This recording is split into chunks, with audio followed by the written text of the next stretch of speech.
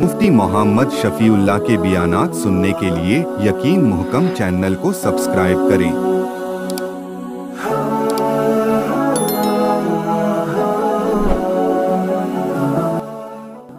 नहमदुहु व नुसल्ली अला रसूलिहिल करीम, अम्मा बअदु फ़अऊज़ु बिल्लाहि मिनश शैतानिर रजीम, बिस्मिल्लाहिर रहमानिर रहीम।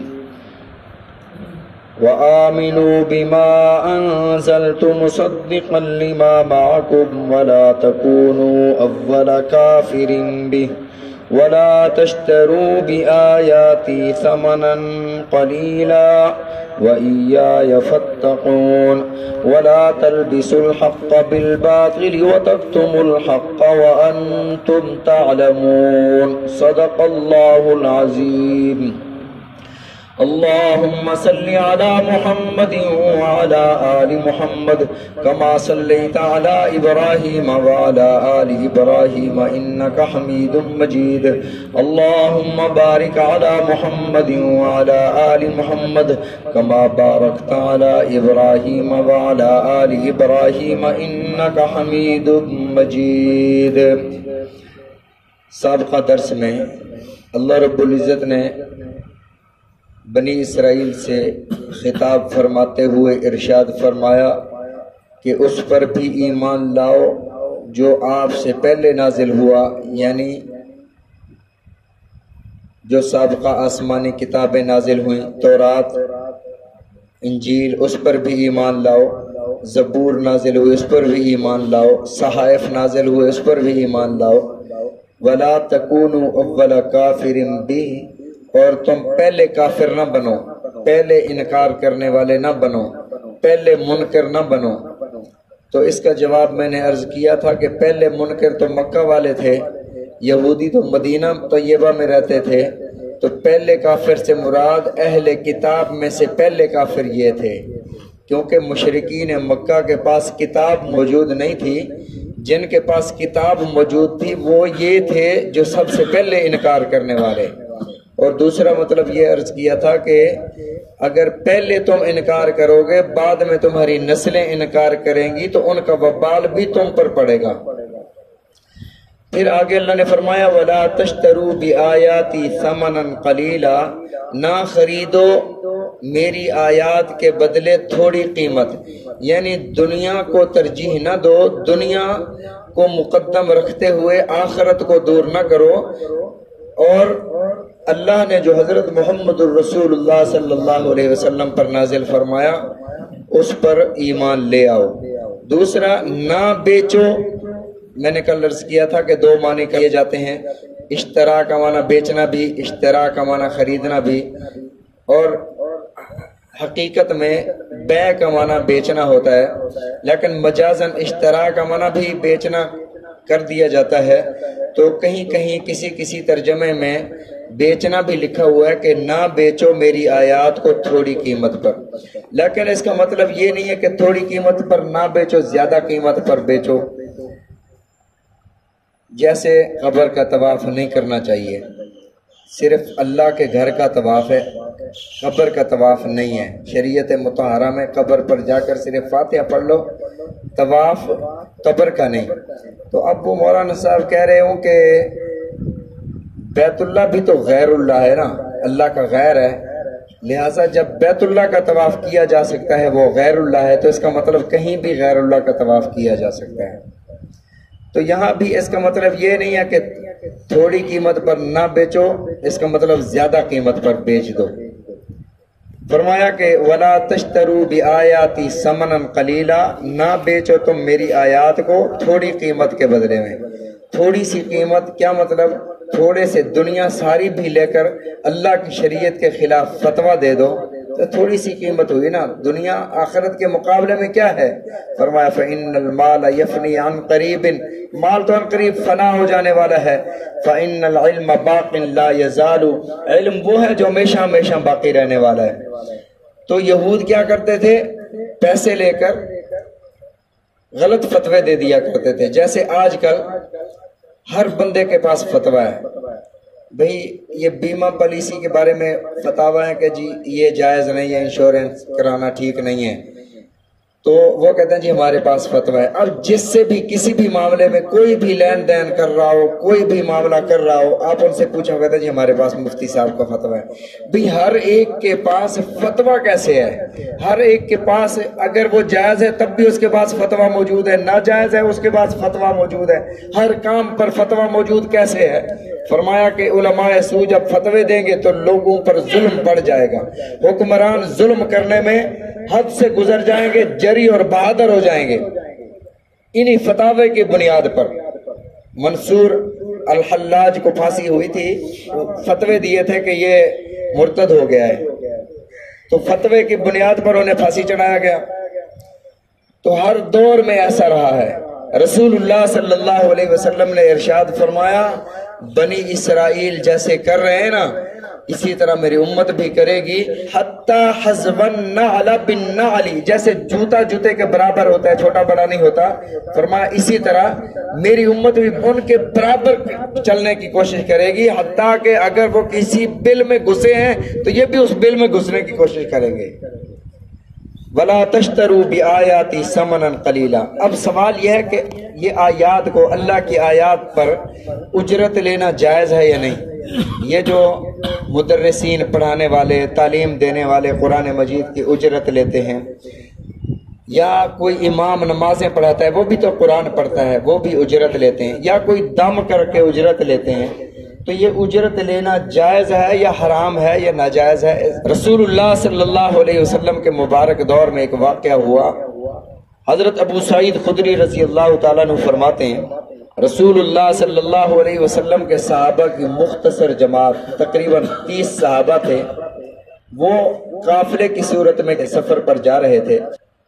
راستے میں ہوٹلوں کا نظام نہیں تھا کہ درمیان میں کہیں کسی چیز کی ضرورت پیش آ جائے، پانی کی ضرورت پیش آ جائے، چشمے ہوتے تھے، ہوٹلیں نہیں ہوتی تھیں، راستے میں کوئی قبیلہ آ گیا، وہاں پڑاؤ کر لیا، ان سے کھانا لے لیا، برتن لے لیے، اسی طرح نظام چلتا تھا۔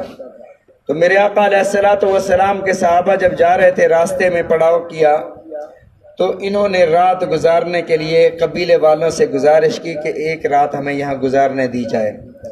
اور اہل عرب جو ہیں، عرب والے نہایت مہمان نواز ہوتے ہیں، تو انہوں نے مہمان نوازی کرنے سے فَأَبَوْا أَن يُضَيِّفُوهُمْ، ان کی مہمان نوازی کرنے سے انکار کر دیا۔ انکار اس لیے کیا تھا کہ انہیں پتہ چل گیا تھا کہ یہ محمد کے غلام ہیں صلی اللہ علیہ وسلم۔ تو صحابہ کرام رضوان اللہ علیہم اجمعین کا یہ مقدس قافلہ رات کی تاریکی میں، جنگل میں، بے سر و سامانی کے عالم میں، پردیس میں، رات وہاں ایسے ہی پڑاؤ کر لیا، اور اللہ کی ذات بڑی بے نیاز ہے۔ نبی علیہ الصلوۃ والسلام نے ارشاد فرمایا، جس نے میرے کسی ولی کو تکلیف دی، اللہ کا اس کے ساتھ اعلان جنگ ہے۔ پھر اللہ وہ کرتا ہے جو کسی کے وہم و گمان میں بھی نہیں ہوتا۔ تو اس قبیلے کے سردار کو کوئی چیز، زہریلی چیز، حدیث مبارکہ میں اس کا نام نہیں لکھا ہوا، بہرحال کسی چیز نے ڈس لیا، وہ سانپ تھا، وہ بچھو تھا۔ انہوں نے سارے اسباب اختیار کر لیے، دوائیاں دے لی، حکیموں کو بلا لیا، جو بھی انہوں نے جنتر منتر کرنے تھے سارے کر لیے، لیکن وہ بندہ ٹھیک نہ ہوا۔ اب بندہ آخری انہوں نے کہا اب کیا کریں، اب تو یہ ٹھیک نہیں ہونا، مرنے کے قریب ہے، چلو ان قافلے والے جو باہر ٹھہرے ہوئے ہیں ان سے پوچھتے ہیں کہ ان میں کوئی جھاڑ پھونک والا ہے۔ تو قافلے والوں کے پاس آئے، حضرت ابو سعید خدری رضی اللہ تعالیٰ عنہ نے فرمایا کہ ہاں میں دم کر دوں گا، لیکن ایسے نہ کروں گا، کیونکہ آپ نے ہمیں رات نہیں گزارنے دی، اس لیے اس پر میں تم سے اجرت لوں گا، اور وہ اتنی بکریاں لوں گا۔ ان سے طے ہو گیا۔ حضرت ابو سعید خدری رضی اللہ تعالیٰ نے وہاں تشریف لے گئے، وہاں جا کر اس سردار کو دم کیا، اور دم بھی سورۃ الفاتحہ پڑھ کے 3 بار یا 7 بار سورۃ الفاتحہ پڑھ کے دم کیا۔ اور حدیث مبارکہ میں آتا ہے، بخاری شریف کے الفاظ ہیں کہ اس کی گرہ کھل گئی، وہ ایسے ہو گیا جیسے کبھی اس کو ہوا ہی کچھ نہیں تھا، سارے زہر کا اثر ختم ہو گیا، اور وہ اٹھ کر چلنے پھرنے لگا۔ انہوں نے اپنے وعدے کے مطابق حضرت ابو سعید خدری رضی اللہ تعالیٰ عنہ کو 30 بکریاں دی۔ جب یہ لے کر اپنے لشکر کے پاس واپس آئے تو قافلے والوں نے یہ بکریاں قبول کرنے سے انکار کر دیا اور کہا کہ یہ تو نے قرآن پڑھا ہے، قرآن پر اجرت لے کر یہ ہمارے لیے حلال بھی ہے یہ نہیں ہے۔ اندازہ لگائیں کہ بھوک اور پیاس کا عالم ہے، لیکن محمد الرسول اللہ صلی اللہ علیہ وسلم کے غلام وہ بکریاں لینے کے لیے تیار نہیں ہیں کہ پتہ نہیں ہمارے لیے حلال ہے یا نہیں ہے۔ تو حضرت ابو سعید خدری رضی اللہ تعالیٰ فرمایا میرے ساتھیو تم بھی نہیں لیتے ہو، کھاتے بھی نہیں ہو، اسی طرح ہم گزارا کر لیں گے، یہ مال لے کر جائیں گے رسول اللہ صلی اللہ علیہ وسلم کی خدمت میں، آپ سے پوچھیں گے فتویٰ کہ یا رسول اللہ معاملہ کیا ہے، ہم اس کے ساتھ کیا کریں۔ سفر سے واپس وہ ساری بکریاں ساتھ، وہ سارا مال ساتھ نبی علیہ الصلوۃ والسلام کی خدمت میں حاضر ہوئے۔ رسول اللہ صلی اللہ علیہ وسلم نے ارشاد فرمایا ان احق ما اخذتم، فرمایا کہ اللہ کا قرآن زیادہ حقدار ہے کہ اس پر اجرت لی جائے۔ لوگ تو جھوٹی باتوں پر، جھوٹے قصے کہانیوں پر، جھوٹے جنتر منتر پر پیسے لے لیتے ہیں، تم نے تو قرآن پڑھا ہے، لہٰذا یہ قرآن زیادہ حقدار ہے کہ اس پر اجرت لے لو۔ اور اگلا جملہ میرے آقا علیہ الصلوۃ والسلام نے ارشاد فرمایا اقسموا، تم اس کو آپس میں تقسیم کر لو، وَاضْرِبُوا بِسَهْمٍ مَّعَكُمْ، اس میں سے میرا حصہ بھی نکال لو، یہ پاکیزہ حصہ ہے۔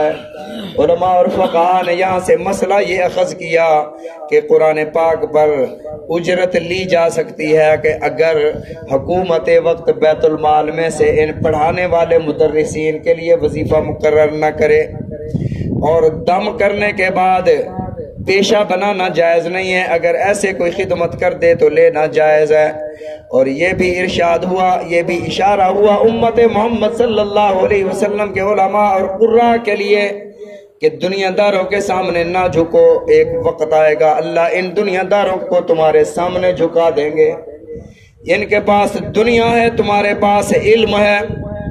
فَإِنَّ الْمَالَ يَفْنِي عَنْ قَرِيبٍ، مال فنا ہو جانے والا ہے، ایک دن ختم ہو جانے والا ہے، تمہارے پاس جو دولت ہے جو وہ باقی رہنے والی ہے۔